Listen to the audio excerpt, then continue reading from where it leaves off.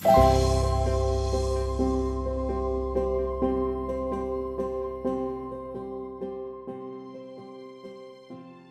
much do we understand about it actually, about the term meditation and how we relate to it basically? Probably the terminology was there for a long, long time, but nevertheless, now how we sort of utilize that term and to connect with what one is talking about, what Buddha was talking about, one could say. So to connect that, I think it's a bit of a challenge. Yeah. There are two ways to go about it, I think. One is by learning what Buddha had suggested in the form of philosophy, I think. Of course, that came later in time when great beings like Nagarjuna and Asanga and Vasubandhu came into being. So they really sort of took the time to describe what Buddha was saying during his lifetime. Although he lived a very, very long life, nevertheless, even when you live that long in a human span of 100 years, one could say, you can only express so much, you know. So therefore, Buddha had to really sort of, in his entire lifetime, summarize as much as possible, and to yet expressing everything. And so therefore, he had to really sort of teach in a form where everything is almost, not really to say encrypted, but somehow using the language at the time that existed to really, it's in its full ability. And that's what the Sanskrit and Pali, that kind of language holds that kind of ability, I think, that in one word you could summarize so many things. Yeah. And it's not an encryption at the same time, you know. And therefore, later on, before Buddha's passing, he already predicted that later, after so many years, then someone will come to explain more about this subject and that subject. And accordingly, then all the great Mahasiddhas or Mahabodhisattvas came. Yeah? Like if you think that of Nagarjuna, he was both relatable as Mahasiddha as well as Mahabodhisattva. Yeah? So then they basically describe the philosophy, yeah, because to our human mind, philosophy is kind of important, you know. It's an important part of life. Without the philosophy, we feel a little handicapped actually sometimes. And so therefore then those great Bodhisattvas actually explained the Buddha Dharma that Buddha has taught in forms of philosophies, yeah, in various formats. Actually, the sound is good. I think so too. It's a nice sound. It's okay. It's okay. It's okay. Yeah, that's much. Thank you. It's the sound of nature in a way, you know. And so it's that philosophy that was taught. And so now, as I said, there are two approaches. Yeah? So one is through the philosophy, because we associate ourselves with philosophy. So therefore, going through that direction, then we touch some core aspects of the Buddha Dharma, particularly in this case, meditation. So that's one way. The other way is just by following what is most natural to us, which is by following one's heart, one could say. Yeah. And that is to try to connect with the basic principles of life, yeah? Such as that of compassion. Well, probably compassion is still a very, maybe in some ways it's sort of noble and sort of spiritual term, but really sort of basic word, I would say like care, loving kindness. And it's the attitude of seeking for happiness and seeking for liberation from confusion. Yeah.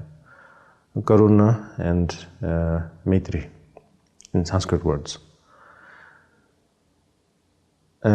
Meditation is basically a way to come to realize that, I think. That's what it is all about.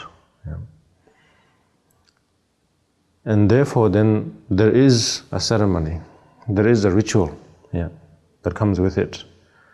That it begins by sitting down, having a calm environment, in some ways secluded, you know, and basically a little bit free of busyness of life in a way. So there are tons of descriptions about what kind of conditions, what kind of attitude, what kind of physical postures one should have, and so on. Yeah. And those are timeless methods, but it's not a must that we have to acquire all of that. Yeah. At the end, what we need to do is just calm our mind, whatever that calms our mind. That's what we have to do.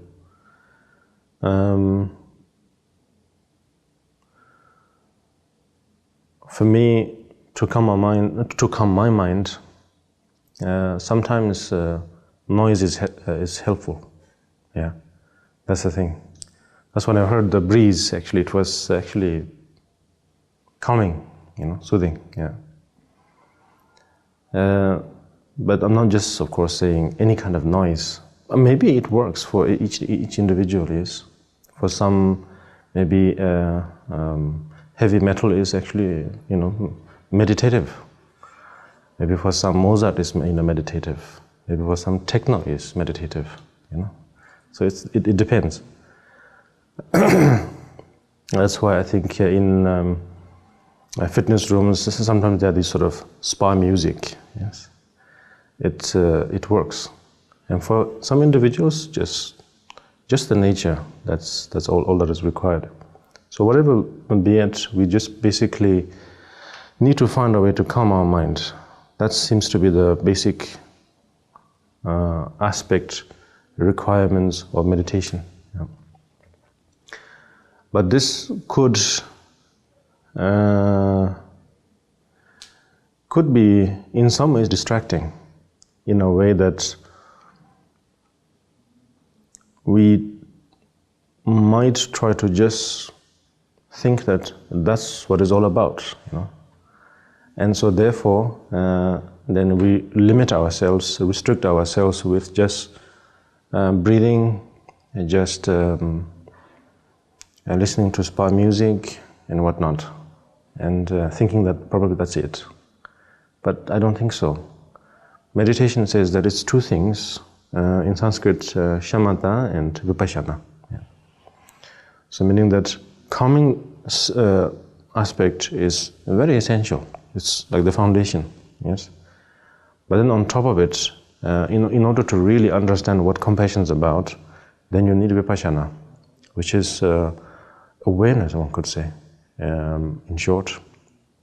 There are various stages that one could describe, but in short, it's a way to gain awareness. Yeah.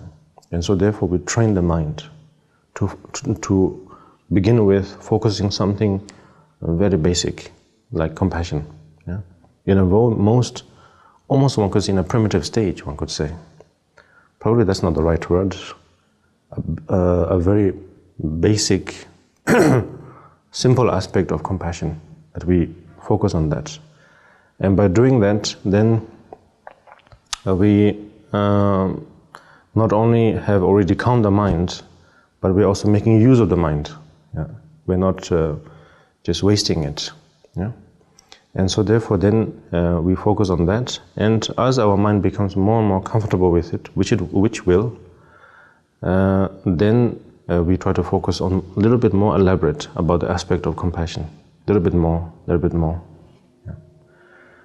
And that experience that we gain, that understanding that we gain, that knowledge that is gained, information, whatever we call it, now that's what we call wisdom in this case.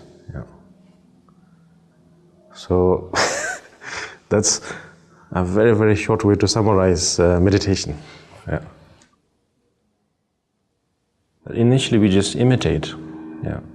Just like babies that starts to crawl and that starts to todd, you know. They're always looking to their parents and see what they do.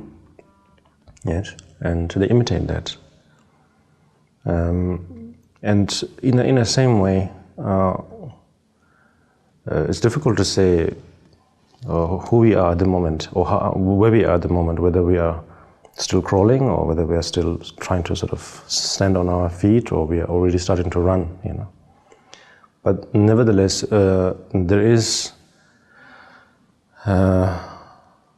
benefit in to begin in the beginning to imitate, yeah.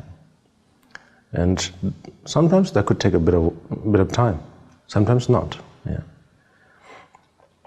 And after a while, then after a while, meaning that once we have come to associate and become quite close to it, this practice of meditation, yes, calming the mind and focusing and gaining focus, then we can take a few steps into actually applying it in reality, one could say.